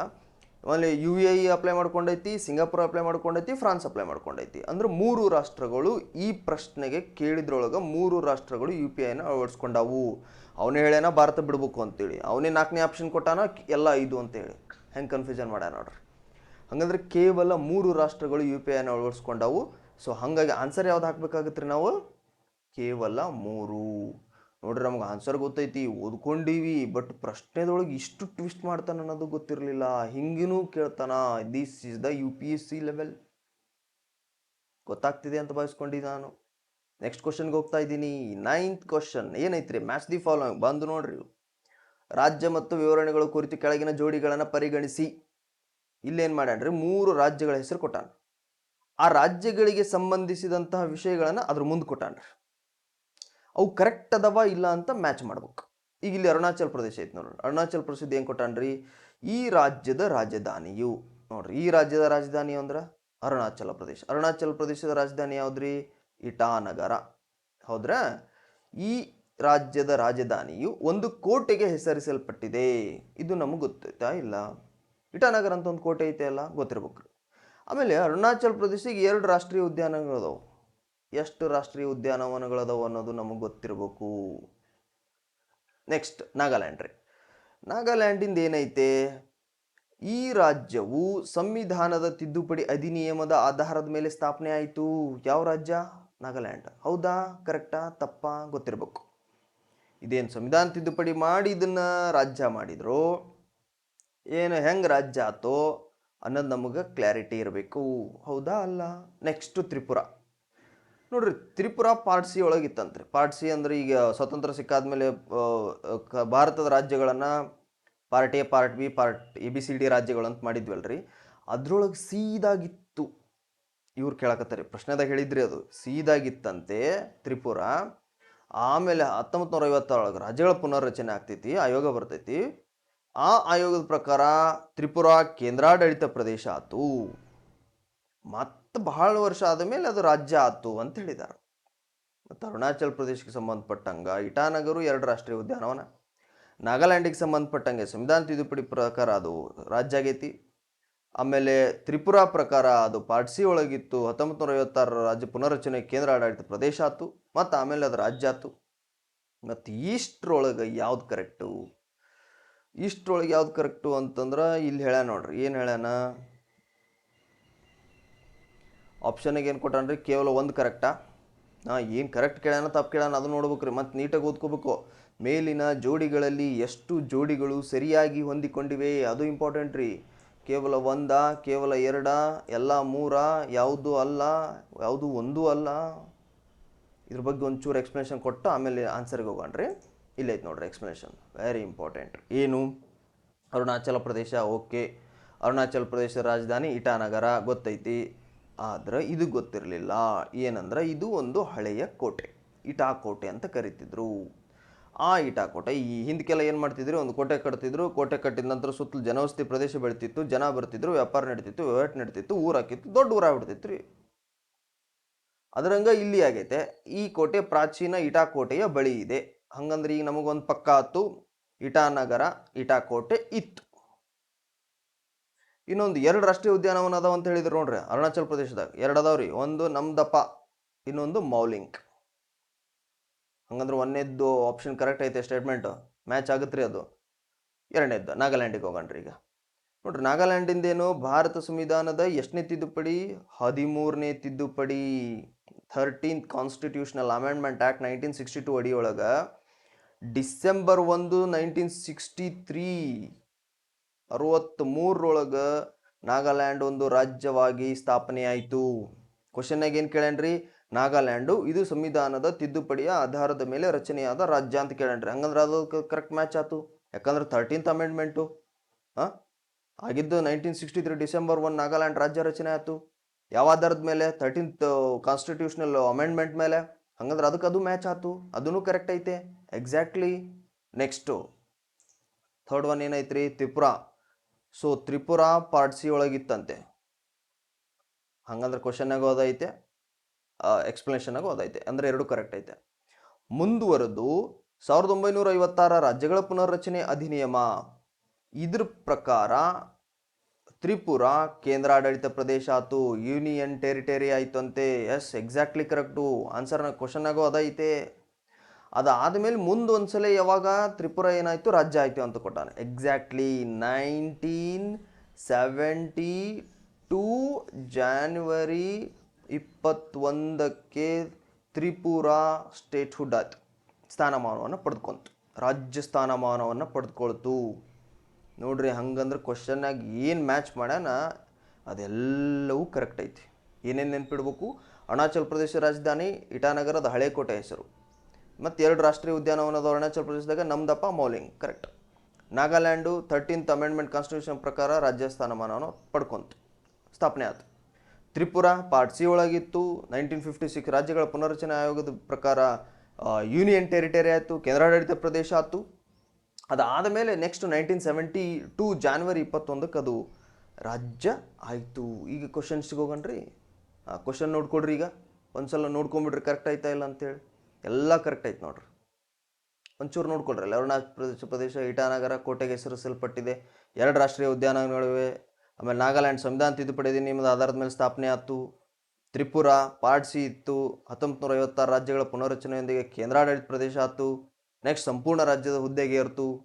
ಎಕ್ಸಾಕ್ಟ್ಲಿ ಎಲ್ಲದು ಮ್ಯಾಚ್ ಐತ್ರಿ. ಎಲ್ಲದು ಮ್ಯಾಚ್ ಐತೆ ಅಂದ್ರೆ ಆನ್ಸರ್ ಯಾವ್ದಾಗ್ತೈತಿ ರೀ? 3 ಮ್ಯಾಚ್ ಅದಾವು. 3 ಮ್ಯಾಚ್ ಅದಾವ ಅಂತಂದ್ರೆ ಆಪ್ಷನ್ ನಂಬರ್ E3 ಎಲ್ಲ 3 ಆನ್ಸರ್ಸ್ಗಳು ಕರೆಕ್ಟ್ ಅದಾವು. This is the right answer. Clear ಆಗಿದೆ ಅಂತ ಅನ್ಕೋತೀನಿ. ನಾನು ನೆಕ್ಸ್ಟ್ ಕ್ವಶನ್ಗೆ ಹೋಗ್ತಾ ಇದ್ದೀನಿ. ಹೆಂಗ್ ಕ್ವಶನ್ ಕೇಳ್ತಾನೆ ಅನ್ನೋದು ಸ್ವಲ್ಪ ಅಲರ್ಟ್ ಆಗ್ರಿ. ಓಕೆ, 10th ಕ್ವಶನ್ನು ಯಾವ್ದ್ರ ಬಗ್ಗೆ ಐತೆ? ಬಿಮ್ಸ್ಟೆಕ್. ಇದೆಲ್ಲದು ಸ್ವಲ್ಪ ನಾವು ನೋಡ್ಕೊಂಡಿರ್ಬೇಕು. ಬಿಮ್ಸ್ಟೆಕ್ ಇವು ಪ್ರಾದೇಶಿಕ ಕಚೇರಿಗಳು ಇವೆಲ್ಲ. BIMSTEC means what? Bay of Bengal. ಇದ್ರದ್ದು ಎಕ್ಸ್ಪ್ಯಾಂಡ್ ಗೊತ್ತಿರ್ಬೇಕ್ರಿ, ಅದನ್ನು exams ಕೇಳ್ತಿರ್ತಾನ. Bay of Bengal initiative for multi sectoral technical and economic cooperation. ಈ ಬಿಮ್ಸ್ಟೆಕ್ಕಿಗೆ ಸಂಬಂಧಪಟ್ಟಂತೆ ಕೆಳಗಿನ ಯಾವ ಹೇಳಿಕೆಗಳು ಸರಿಯಾಗಿವೆ ಅಂತ ಪ್ರಶ್ನೆ. ಅಂದ್ರೆ ಇದ್ರ ಬಗ್ಗೆ ಗೊತ್ತಿರ್ಬೇಕಂದ್ರೆ ನಮಗೇನು ಗೊತ್ತಿರ್ಬೇಕು? ಬಿಮ್ಸ್ಟೆಕ್ ಬಗ್ಗೆ ಒಂಚೂರು ನಾವು ತಿಳ್ಕೊಂಡಿರ್ಬೇಕು. ಆಪ್ಷನ್ ಫಸ್ಟ್ ಒಳಗೆ ಏನೈತ್ರಿ ಬಿಮ್ಸ್ಟೆಕ್ ಇಂದು? ನೋಡ್ರಿ, ಆಪ್ಷನ್ಗೆ ಏನೈತಿ ಫಸ್ಟ್ ಅಂದ್ರೆ 2025 ಜಾನ್ವರಿ ಇಲ್ಲಿವರೆಗೂ ಬಿಮ್ಸ್ಟೆಕ್ಕಿಗೆ ಸದಸ್ಯ ರಾಷ್ಟ್ರಗಳು ಎಷ್ಟಾಗಿದಾವ ಅಂತ 7 ಅಂತೆ. ಇಲ್ಲಿವರೆಗೂ 2025 ಅಪ್ ಟು ಜಾನ್ವರಿ. ಇದು ನಮಗೆ ಹೌದಾ ಅಲ್ಲ ಅಂತ ಗೊತ್ತಿರ್ಬೇಕು. 7 ರಾಷ್ಟ್ರಗಳು ಬಿಮ್ಸ್ಟೆಕ್ಕಿನ ಸದಸ್ಯ ರಾಷ್ಟ್ರಗಳದಾವಂತ. ನೆಕ್ಸ್ಟ್ 1 ಬಾಂಗ್ಲಾ, 2 ಭಾರತ, 3 ಲಂಕಾ, ಆಮೇಲೆ 4 ಥೈಲ್ಯಾಂಡು, 5 ನೇಪಾಳ. ಇವು ಬಿಮ್ಸ್ಟೆಕ್ನ ಸ್ಥಾಪಕ ಸದಸ್ಯ ರಾಷ್ಟ್ರಗಳು. ಹೌದಾ ಅಲ್ಲ ಇದು ಗೊತ್ತಿರ್ಬೇಕು. ನೆಕ್ಸ್ಟ್ 1999 ಒಳಗೆ ಢಾಕಾ ಘೋಷಣಾ ಪತ್ರಕ್ಕೆ ಸಹಿ ಹಾಕುವ ಮೂಲಕ ಬಿಮ್ಸ್ಟೆಕ್ ಸ್ಥಾಪನೆ ಆಯಿತು ಅಂತ. ಹೌದಾ ಅಲ್ಲ ಇದು ಕ್ಲಾರಿಟಿ ಇರ್ಬೇಕು. ನೆಕ್ಸ್ಟು ಸಬ್ಸೆಕ್ಟ್ರಿಂದು ಒಂದೊಂದು ದೇಶಗಳು ವಹಿಸ್ಕೊಂಡಿರ್ತಾವ್ರಿ. ಈ ಬಿಮ್ಸ್ಟೆಕ್ಕಿನ ಸಬ್ಸೆಕ್ಟರ್ ಪ್ರವಾಸೋದ್ಯಮ, ಟೂರಿಸಂ, ಇದನ್ನ ಭಾರತ ವಹಿಸ್ಕೊಂಡಿದೆ. ಇದು ಹೌದಾ ಅಲ್ಲ ಇದು ನಮಗೆ ಪಕ್ಕಾ ಕ್ಲಾರಿಟಿ ಇರಬೇಕು. ನೋಡ್ರಿ, ಇಲ್ಲಿ ಒಂಚೂರು ನಾನು ನಿಮಗೆ ತಿಳಿಸ್ಕೊಟ್ಬಿಡ್ತೀನಿ. ಫಸ್ಟ್ ಆಪ್ಷನ್ ಏನೈತಲ್ರಿ ಇದು ಕರೆಕ್ಟ್ ಐತ್ರಿ. ಇದು ಅಪ್ ಟು 2025 ಜಾನ್ವರಿಗೆ 7 ಸದಸ್ಯ ರಾಷ್ಟ್ರಗಳು ಬಿಮ್ಸ್ಟೆಕ್ಕಿಂದ ಆಗಿತ್ತು. ಸೆಕೆಂಡ್ ಆಪ್ಷನ್ ಐತಲ್ರಿ ಇದು ರಾಂಗ್ ಐತ್ರಿ. ಯಾಕಂದ್ರೆ ಬಿಮ್ಸ್ಟೆಕ್ಕಿನ ಸ್ಥಾಪಕ ಸದಸ್ಯ ರಾಷ್ಟ್ರಗಳು ಯಾವಾಗ ಬಿಮ್ಸ್ಟೆಕ್ ಸ್ಥಾಪನೆ ಆತಲ್ರಿ ಅವಾಗ ಸ್ಥಾಪನೆ ಆದಾಗ ಸದಸ್ಯ ರಾಷ್ಟ್ರಗಳು ಇದ್ದದ್ದು 4, 5 ಅಲ್ಲ. ಅದು ನೇಪಾಳ ಅಲ್ಲ, ಭಾರತ, ಬಾಂಗ್ಲಾ, ಶ್ರೀಲಂಕಾ, ಥೈಲ್ಯಾಂಡ್. ಹಾಗಾಗಿ 2ನೇ ಆಪ್ಷನ್ ತಪ್ಪು. ಇನ್ನು 3ನೇ ಆಪ್ಷನ್ ರಾಂಗ್. 1997 ಢಾಕಾ ಘೋಷಣಾ ಪತ್ರ ಸಹಿ ಹಾಕೈತಲ್ರಿ ಇದು ಅಲ್ಲೇ ಅಲ್ಲ. 4th option right. ನೋಡ್ರಿ, ಸಬ್ಸೆಕ್ಟರ್ ಟೂರಿಸಂ ಆಗಿರ್ತಕ್ಕಂಥ tourism subsector of BIMSTEC is led by India. ಪ್ರವಾಸೋದ್ಯಮ ಉಪವಲಯವನ್ನು ಬಿಮ್ಸ್ಟೆಕ್ಕಿಂದು ಭಾರತವೇ ವಹಿಸ್ಕೊಂಡಿದೆ, ಭಾರತವೇ ಮುನ್ನಡೆಸ್ತಾ ಇದೆ. ಸೊ ಹಾಗಾಗಿ ಯಾವ ಹೇಳಿಕೆ ಸರಿಯೋ ಯಾವ ಹೇಳಿಕೆ ತಪ್ಪು ಕೇಳೋಣ ಕೆಳಗಿರ್ತದಿರೋದು. ಸ್ವಲ್ಪ ಪ್ರಶ್ನೆ ಅರ್ಧ ಆಗ್ಯದದು. 1 ಮತ್ತು 4 ಹೇಳಿಕೆಗಳು ಸರಿಯಾಗಿವೆ. ಇನ್ ಕೇಸ್ ಯಾವ ತಪ್ಪಾಗಿವೆ ಅಂತ ಕೇಳಿದ್ರೆ 2 ಮತ್ತು 3 ಆಪ್ಷನ್ಸ್ಗಳು ತಪ್ಪಾಗಿವೆ ಅಂತ ನಾವು ಆನ್ಸರ್ಸನ್ನು ಮಾಡಬೇಕಾಗತ್ತೆ. ಇದು ಒಂಚೂರು ಎಕ್ಸ್ಪ್ಲನೇಷನ್ ನೋಡ್ಕೊಳ್ಳೋಣ. ಇಲ್ಲಿ ಐತೆ ನೋಡ್ರಿ ಎಕ್ಸ್ಪ್ಲನೇಷನ್. ಓಕೆ, ಸ್ಟೇಟ್ಮೆಂಟ್ ಪ್ರಕಾರ ಎಕ್ಸ್ಪ್ಲನೇಷನ್ ಐತೆ ನೋಡ್ರಿ. ಇಲ್ಲಿ ಏನೈತ್ರಿ ಈ ಸ್ಟೇಟ್ಮೆಂಟ್ ಪ್ರಕಾರ? 1ನೇ ಸ್ಟೇಟ್ಮೆಂಟ್ ಸರಿ ಐತ್ರಿ. ನಾನು ಆಗಲೇ ಹೇಳಿದ್ನಲ್ರಿ 1ನೇ ಸ್ಟೇಟ್ಮೆಂಟ್ ರೈಟ್. ಏನಂತ? ಬಿಮ್ಸ್ಟೆಕ್ಕಿನ ಪ್ರಸ್ತುತ ಜಾನ್ವರಿ 2025 ಎಷ್ಟು ರಾಷ್ಟ್ರಗಳು ಅದಾವು ಅಂತಂದ್ರೆ 7 ಸದಸ್ಯ ರಾಷ್ಟ್ರಗಳಿವೆ. ಆಗಲೇ ಅದನ್ನು ಸೇಮ್ ಕೊಟ್ಟಾರ, ಇವ್ರು ಕೊಟ್ಟಾರ. 1 ಬಾಂಗ್ಲಾ, 2 ಭೂತಾನು, 3 ಭಾರತ. 3 ಬಿದಾಗ ಅದ ನೋಡ್ರಿ. ಥರ್ಡ್ ಬಿ ನೆನ್ಪಿಟ್ಕೊಬಿಡ್ಬೇಕ್ರಿ. ಥರ್ಡ್ ಬಿ ಮತ್ತು ಕೆಟಗರಿ ಅಲ್ರಿ ಇದು. ನಾನಿಲ್ಲಿ ಸೇಮ್ ಅದ ನೋಡ್ರಿ, ಬಿದಿಂದ ಸ್ಟಾರ್ಟ್ ಆಗ್ಯದ ಎಲ್ಲವೂ. ಬಾಂಗ್ಲಾದೇಶ್, ಭೂತಾನ್, ಭಾರತ. ನೆಕ್ಸ್ಟು ನೇಪಾಳ ಬಂತ್ರಿ. 4ನೇದ್ದು ನೇಪಾಳ, 5 ಲಂಕಾ, 6 ಥೈಲ್ಯಾಂಡು, 7 ಮಯನ್ಮಾರು. ಅಂದ್ರೆ 7 ಕರೆಕ್ಟ್ ಅದಾವ 2025 ಇದೊಂದು ಪ್ರಾದೇಶಿಕ ಸಹಕಾರ ಸಂಘಟನೆ. ಸ್ಟೇಟ್ಮೆಂಟ್ 1 ಕರೆಕ್ಟ್ ಐತ್ರಿ. ಹಂಗಂದ್ರೆ ಏನು ಪ್ರಾಬ್ಲಮ್ ಇಲ್ಲ. ಸ್ಟೇಟ್ಮೆಂಟ್ 2 ರಾಂಗ್ ಐತ್ರಿ. ನಾನು ಆಗ್ಲೇ ಹೇಳಿದ್ನಲ್ರಿ, ಬಾಂಗ್ಲಾ, ಭಾರತ, ಆಮೇಲೆ 3ನೇದ್ದು ಲಂಕಾ, ಆಮೇಲೆ 4ನೇದ್ದು ಥೈಲ್ಯಾಂಡ್. ನೋಡ್ರಿ, ಬಿಮ್ಸ್ಟೆಕ್ ಸ್ಥಾಪನೆ ಆಗಿದ್ದು 1997 ರೀ. 1997 ಬಿಮ್ಸ್ಟೆಕ್ ಸ್ಥಾಪನೆ ಆಯ್ತು. ಸ್ಥಾಪನೆ ಆದಾಗ ಸ್ಥಾಪಕ ರಾಷ್ಟ್ರಗಳು ಯಾವ್ಯಾವು? 2 ಬಿ, ಒಂದು ಬಾಂಗ್ಲಾದೇಶ ಮತ್ತೊಂದು ಭಾರತ. ನಮ್ಮ ದೇಶದ ಕೆಳಗೆ ಐತಿ ಲಂಕಾ ಐತ್ರಿ. 3 ನೆನ್ಪಿಟ್ಕೋಬೇಕ್ರಿ, ಬಾಂಗ್ಲಾ, ಭಾರತ, ಲಂಕಾ, ಥೈಲ್ಯಾಂಡ್. ಹೌದ್ರಾ? ಇವು 4 ಸ್ಥಾಪಕ ರಾಷ್ಟ್ರಗಳು. ಅದ್ರ ಸ್ಟೇಟ್ಮೆಂಟ್ನಾಗ ಏನು ಕೊಟ್ಟಾನ್ರಿ? ನೇಪಾಳ ಸೇರಿಸ್ಬಿಟ್ಟಾನ್ರಿ. ಹಾಗಾಗಿ 2ನೇ ಸ್ಟೇಟ್ಮೆಂಟ್ ರಾಂಗ್. ಹೌದ್ರಾ? ನೇಪಾಳ ಆಮೇಲೆ ಸೇರ್ಕೊಂತ್ರಿ. ಅದು ಇಲ್ಲಿ ಕೊಟ್ಟಾನ್ರಿ, ನೇಪಾಳ ಸ್ಥಾಪನೆ ನಂತರ ಸೇರ್ಕೊಂತು, ಹಾಗಾಗಿ ಇದು ಸ್ಥಾಪಕ ರಾಷ್ಟ್ರವಲ್ಲ. ಹಾಗಾಗಿ 2ನೇ ಸ್ಟೇಟ್ಮೆಂಟ್ ಈಸ್ ರಾಂಗ್. ಮೂರನೇ ಸ್ಟೇಟ್ಮೆಂಟ್ ರಾಂಗ್ ಐತ್ರಿ. ಯಾಕಂದರೆ ಬಿಮ್ಸ್ಟೆಕ್ಕನ್ನು 1997ರಂದು ಜೂನ್ 6ಕ್ಕೆ ಥೈಲ್ಯಾಂಡ್ನಲ್ಲಿ ನಡೆದ ಸಭೆಯೊಳಗೆ ಸ್ಥಾಪನೆ ಆತ್ರಿ. ಇದು ಯಾವ್ದು ಅವರು ಏನು ಹೇಳ್ಯಾರಿ ಎಕ್ಸಾಮ್ನಾಗಲಿ ಏನೋ ಡಾಕಾ ಅದೇನೋ ಘೋಷಣಾ ಪತ್ರ ಆಗಿತ್ತಂತೆ, ಹಂಗೆ ಸ್ಥಾಪನೆ ಆತಂತೆ. ಅದು ಯಾವುದೋ ಅಲ್ಲೇ ಅಲ್ರಿ, ಸ್ಥಾಪನೆ ಆಗಿದ್ದೆ 97ರಾಗ. ಆಮೇಲೆ ಜೂನ್ 6ನೇ ತಾರೀಕು ಎಲ್ಲಿ ಸ್ಥಾಪನೆ ಆಯ್ತು? ಥೈಲ್ಯಾಂಡ್ನಾಗ ಸ್ಥಾಪನೆ ಆಯ್ತು. ಸ್ಥಾಪನೆ ಆದಾಗಿದ್ರ ಹೆಸರು ಬಿಸ್ಟ್ ಇಸಿ ಅಂತ ಇತ್ತು. Beast EC. ಬಿಸ್ಟ್ ಅಂದ್ರೆ ಸ್ಥಾಪಕ ಸದಸ್ಯ ರಾಷ್ಟ್ರಗಳು. ಬಿ ಅಂದರೆ ಬಾಂಗ್ಲಾ, ಐ ಅಂದರೆ ಇಂಡಿಯಾ, ಎಸ್ ಅಂದರೆ ಶ್ರೀಲಂಕಾ, ಟಿ ಅಂದರೆ Thailand, EC means economic cooperation. ನೋಡ್ರಿ, ಈ ಹೆಸರು ನೆನ್ಪಿಟ್ಕೊಂಡ್ರೆ ಸ್ಥಾಪಕ ಸದಸ್ಯ ರಾಷ್ಟ್ರಗಳ ಹೆಸರನ್ನ ನೆನ್ಪಿಡ್ಬೋದು ನಾವು, ಬಿಸ್ಟ್ ಇಸಿ. ಆಮೇಲೆ ಅದು ಏನಾತ್ರಿ ಅಂತಂದ್ರೆ ಬೇರೆ ಬೇರೆ ರಾಷ್ಟ್ರಗಳು ಬಂದು ಸೇರ್ಕೊಂಡ್ಮೇಲೆ ಬಿಮ್ಸ್ಟೆಕ್ ಅಂತ ಮಾಡ್ಕೊಂಡ್ರೆ ಬೇಡ್ರಿ ಆಮೇಲೆ ಅದು. ಬಟ್ ಇಲ್ಲಿ ಡಾಕಾ ಘೋಷಣಾ ಪತ್ರ 1990 ಆಗಲಿಲ್ಲ. ಅದರ ಪ್ರಕಾರ ಇದು ಸ್ಥಾಪನೆಯೂ ಆಗಿಲ್ಲ. ಥೈಲ್ಯಾಂಡ್ನಲ್ಲಿ ಒಂದು ಸಭೆ ನಡೆದೈತೆ 97 ಜೂನ್ 6ಕ್ಕೆ, ಅವಾಗಿದ್ದು ಸ್ಥಾಪನೆ ಆಗೈತೆ. ಸೊ ಹಂಗಾಗಿ ಕ್ವಶನ್ ಒಳಗೆ ಸ್ಟೇಟ್ಮೆಂಟು ಮೂರನೇದ್ದು ಕೂಡ ರಾಂಗ್ ಐತ್ರಿ. ಈ 4ನೇ ಸ್ಟೇಟ್ಮೆಂಟ್ ರೈಟ್ ಐತೆ. ಯಾಕಂದ್ರೆ ಈ ಬಿಮ್ಸ್ಟೆಕ್ಕಿನ ಸಬ್ಸೆಕ್ಟರ್ ಟೂರಿಸಮನ್ನು ಯಾರು ನಡೆಸ್ತಾ ಇದ್ದಾರೆ ಎಟ್ ಪ್ರೆಸೆಂಟು ಅಂದ್ರೆ ಪ್ರವಾಸೋದ್ಯಮ ಕ್ಷೇತ್ರಕ್ಕೆ ಸಂಬಂಧಪಟ್ಟಂತೆ ಭಾರತ ಇದ್ರದ್ದು ನೇತೃತ್ವವನ್ನು ವಹಿಸ್ಕೊಂಡೈತೆ. ಇದು ಕರೆಕ್ಟ್ ಐತೆ. ಅಂದ್ರೆ ಸ್ಟೇಟ್ಮೆಂಟ್ 1 ಕರೆಕ್ಟ್ ಐತೆ, ಸ್ಟೇಟ್ಮೆಂಟ್ 4 ಕರೆಕ್ಟ್ ಐತೆ. ಯಾಕೆ ಸ್ಟೇಟ್ಮೆಂಟ್ 2 ತಪ್ಪು, ಯಾಕೆ ಸ್ಟೇಟ್ಮೆಂಟ್ 3 ತಪ್ಪು ಅನ್ನೋದನ್ನು ಇದರೊಳಗೆ ಕ್ಲಾರಿಟಿಯಾಗಿ ಕ್ಲಿಯರಾಗಿ ಅನಾಲಿಸಿಸ್ ಮಾಡಿ ಕ್ಲಿಯರಾಗಿ ಎಕ್ಸ್ಪ್ಲನೇಷನ್ ಕೊಟ್ಟಿದ್ದೀವಿ. ಸೊ ಇದನ್ನು ದಯಮಾಡಿ ನೋಟ್ಸ್ ಮಾಡ್ಕೊಳ್ಳೇಬೇಕು. ಇಷ್ಟು ಇಂಪಾರ್ಟೆಂಟ್ ಮಾಹಿತಿಗಳು ಸಿಗ್ತಾವು ಅಂದ್ರೆ ನೋಟ್ಸ್ ಮಾಡ್ಕೊಳ್ಳೋದು ಬಿಡಬಾರ್ದು ರೀ. ಯಾವತ್ತೂ ಒಂದು ವಿಷಯವನ್ನು ಪೂರಾ ಹಿಂಜ್ಬೇಕು. ಹಿಂಜ್ ತೆಗೆದಾಗ ಏನಾಗ್ತಿತ್ತು ರೀ, ಕ್ಲಾರಿಟಿ ಜಾಸ್ತಿ ಸಿಗ್ತೈತೆ ರೀ. ಕ್ಲಾರಿಟಿ ಜಾಸ್ತಿ ಸಿಕ್ಕಾಗ ಕ್ವಶನ್ ಅವ ಹೆಂಗೆ ಕೇಳಿದ್ರು ನಾವು ಆನ್ಸರ್ ಮಾಡ್ಬೋದು. ಈಗ ಪ್ರಶ್ನೆಗೆ ಹೋಗೋಣ ನೋಡ್ರಿ. ಓಕೆ, ಇಲ್ಲೈತೆ ನೋಡ್ರಿ ಪ್ರಶ್ನೆ. ನೋಡ್ರಿ, ಫಸ್ಟ್ ಒಂದು 2025 ಜನವರಿ 7 ಸದಸ್ಯ ರಾಷ್ಟ್ರಗಳು ಇದ್ದವು, ಕರೆಕ್ಟ್ ಐತೆ. ಎರಡನೇದು ನೋಡ್ರಿ, Bangla, Bharat, Sri Lanka, Thailand. BIMS, B ಅಂದ್ರೆ ಬಾಂಗ್ಲಾ, ಐ ಅಂದರೆ ಇಂಡಿಯಾ, ಎಸ್ ಅಂದರೆ ಶ್ರೀಲಂಕಾ, ಟಿ ಅಂದರೆ ಥೈಲ್ಯಾಂಡ್. ಬಿಸ್ಟ್ ಇಸಿ ಅಂತ ನೋಡಿದ್ವಲ್ರಿ ಆಗಲೇ, ಬಿಸ್ಟ್. ನೇಪಾಳ ಇರಲಿಲ್ಲ ರೀ, ಸೊ ಹಂಗಾಗಿ ಎರಡನೇದ್ದು ರಾಂಗ್ ರೀ. ಮೂರನೇದ್ದು 99ರ ಡಾಕಾ ಘೋಷಣಾ ಪತ್ರಕ್ಕೆ ಸಹಿಯಾಕ ಮೂಲಕ ಸ್ಥಾಪಿತ ಆಯ್ತು. ಅಲ್ರಿ, ಅದು ಥೈಲ್ಯಾಂಡ್ನಾಗ ನಡೆದಿದ್ದು 99ರಾಗ ಇದು ಸ್ಥಾಪನೆ ಆಗಿಲ್ಲ, 97ರಾಗ ಸ್ಥಾಪನೆ ಆಗೈತೆ. ಸೊ ಹಂಗಾಗಿ ಮೂರನೇದು ರಾಂಗ್. ಈ 4ನೇದು ಪ್ರವಾಸೋದ್ಯಮ ವಲಯ ಐತಲ್ರಿ, ಅದು ಭಾರತವೇ ಮುನ್ನಡೆಸ್ತಾ ಇದೆ, ಹಾಗಾಗಿ ಇದು ಕರೆಕ್ಟ್. ಹಂಗಂದ್ರೆ ಇಲ್ಲಿ ಏನು ಕರೆಕ್ಟ್ ರೀ, 1, 4 ಏನಾಗಿದಾವ್ರಿ ಅಂತಂದ್ರೆ ಸರಿ. ಆಮೇಲೆ ಯಾವ್ದು ರಾಂಗ್ ರೀ, 2, ಇವು 3 ಅದಾವಲ್ರಿ, ಇವು 2 ಸ್ಟೇಟ್ಮೆಂಟ್ಗಳು ರಾಂಗ್ ರೀ. ಹಿಂಗೆ ನಾವೇನು ಮಾಡ್ಬೇಕ್ರಿ ಅಂದ್ರೆ ಒಂದಿಷ್ಟು ಕ್ವಶನ್ ಪೇಪರ್ಸ್ಗಳನ್ನು ಅನಾಲಿಸಿಸ್ ಮಾಡ್ಕೊತ ಹೋಗ್ಬೇಕು. ಹಿಂಗೆ ಮಾಡ್ಕೊಂಡಾಗ ಏನಾಗ್ತೈತೆ ರೀ, ಹೆಂಗೆ ಓದಬೇಕು ಅನ್ನೋದನ್ನು ಗೊತ್ತಾಗ್ತೈತಿ, ಎಕ್ಸಾಮ್ಸನ್ನು ಹೆಂಗೆ ಕ್ರ್ಯಾಕ್ ಮಾಡ್ಬೇಕು ಅನ್ನೋದನ್ನು ಗೊತ್ತಾಗ್ತೈತಿ ರೀ. ಭಾಳ ಮಂದಿ ಭಾಳ ಚಲೋ ಪ್ರಿಪೇರ್ ಮಾಡಿರ್ತೀರಿ, ಎಕ್ಸಾಮ್ನಾಗ ಫೇಲ್ಯೂರ್ ಆಗ್ತಿರ್ತೀರಿ. ಭಾಳ ಮಂದಿ ಇದನ್ನು ನನಗೆ ಹೇಳ್ಯಾರ. ಒಂದು ಕ್ವಶನ್ ಪೇಪರ್ ಬಿಡಿಸಲ್ಲ, and another one mock test ತೊಗೊಳ್ಳಲ್ಲ, ಆ್ಯಂಡ್ ನಿಮ್ಮಲ್ಲಿರ್ತಕ್ಕಂಥ ಭಯವನ್ನು ಹೋಗ್ಲಾಡಿಸ್ಬೇಕು. ಫಸ್ಟಿಗೆ ಭಯ ಇರಬಾರ್ದು ರೀ ಲೈಫ್ನಾಗ.